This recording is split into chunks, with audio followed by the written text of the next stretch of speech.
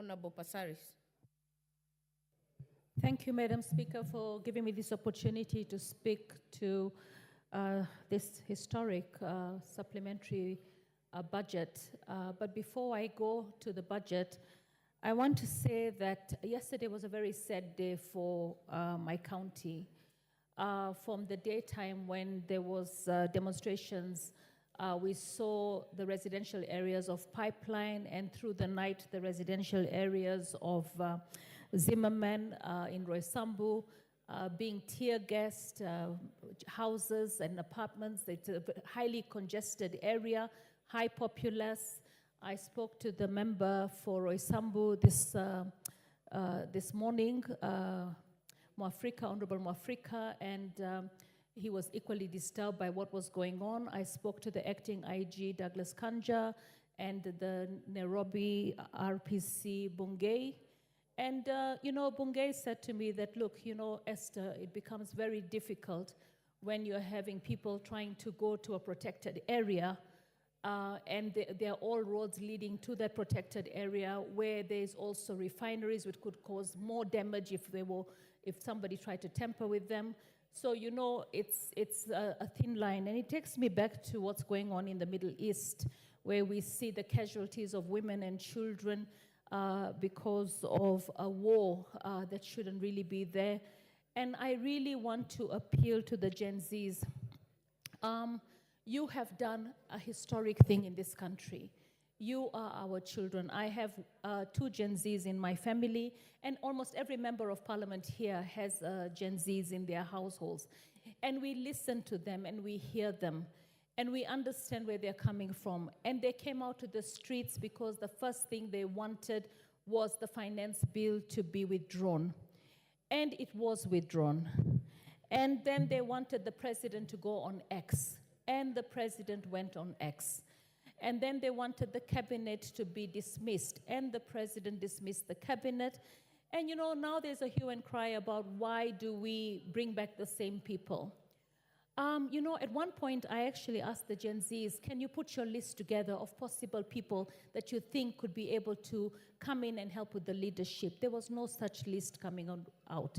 And at the end of the day, this is a constitutionally elected government. People went and voted.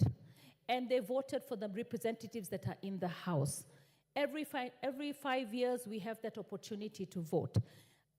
You don't want to wait for 5 years, but you cannot disrupt the entire country. We've seen enough bloodshed. I hear Gen Z saying, oh, we are not responsible for the bloodshed, it's the police. But we saw the infiltration of the Gen Z movement by criminal elements, by goons, and even in Roysambu yesterday, the people that actually came to Roysambu yesterday were actually people that were not from that county. The county was peaceful during the day, and they rained terror at night. So the thing is, as a country, we have to always look for peace. We have seen enough bloodshed, and right now, the government has formed a broad-based parliament, and I really believe that together we can actually be able to steer this country in the right direction. There were so many things in the manifesto of Azimio that could actually complement the government. And I know that Baba has the heart of all the Gen Zs, because for the existence of the ODM party has been 19.5 years, which is the Gen Zs. We have Gen Zs that are 12 years old up to 26 years old. The 12-year-olds are in school. We can't disrupt their education every day. We also have a lot of people who are unemployed. The unemployed and those who are employed are now also having challenges. We've had cancellations, we've had job cuts, and we need to actually put this country in the right direction. Everything that the Gen Zs have spoken about for stop the abductions, let's have arrests of the police that have done wrong. I have seen the president speak to all that today. We have had budget cuts. We removed the things that were unconstitutional from the budget. And I believe that, it's going to be hard for Kenya right now. But the employment opportunities for the doctors, for the JSS teachers, are going to be there. And we hope that the economy can be spurred up in terms of giving incentives to the private sector so that we can create more job opportunities, because our neighbors have actually benefited from the strife that we have in our country. continue guiding. And you know, today I was thinking, we used to have NEPA desks in every ministry. Can we have a Gen Z desk in every ministry, in every public office? We have retirements every year.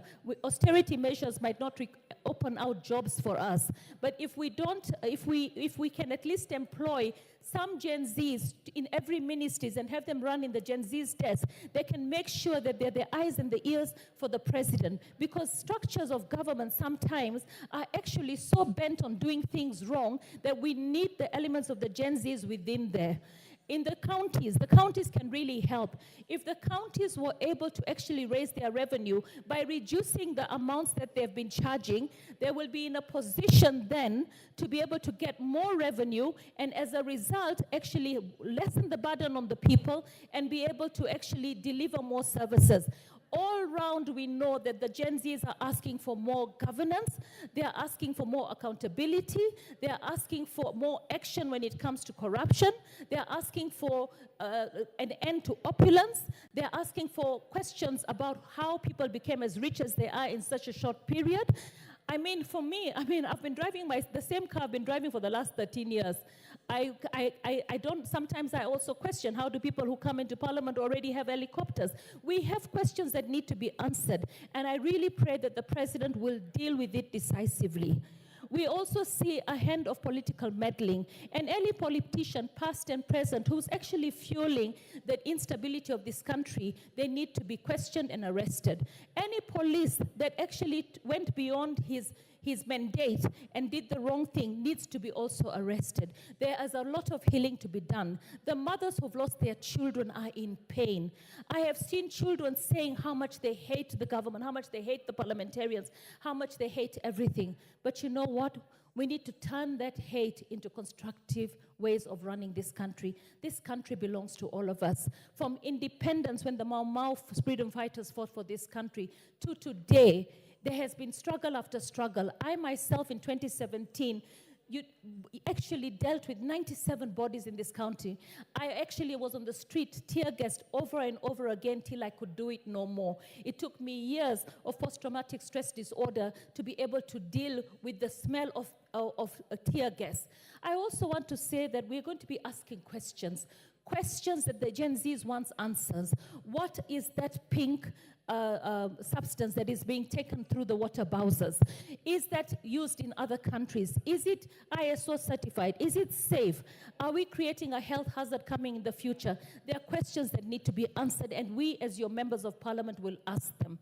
When it comes to the budget, I think there are some things that we have to do. As we tighten our budget, as we deal with corruption, we need to also ask ourselves, can we increase capitation? Can we make sure we pay for capitation? Can we make sure secondary education is free? Can we scrap all these bursaries in all these various entities, from the NGCDF to GAF to MCS to governors? Can we scrap it all and make sure that we have 100% transition? Can we make sure that the schools that have more students, we actually allocate money to classrooms? I think it is sad to see young teenage children who finish primary still at home because they can't pay. There are going to be some decisions that we're going to make as we move along. And I believe that we all have the best interest of the country at heart. I think we need to end the insults. We need to end the hate. We need to come together. And I believe that there is a space for the Gen Zs in every public entity. Every year we have retirements. Let's fill those spaces with the Gen Zs. Let's have a special Gen Z desk in every public entity so that they can actually look at governance. They can look at structures. They should be allowed. Access to information is a law. They should be allowed through every office to make sure that they actually help steer this country. Their efforts and their fight should not be in vain.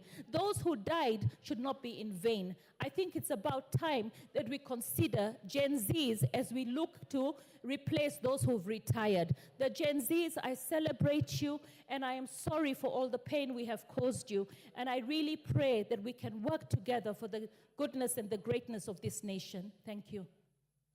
Thank you. Member for Kwanza, Honorable Ferdinand Wanyonyi.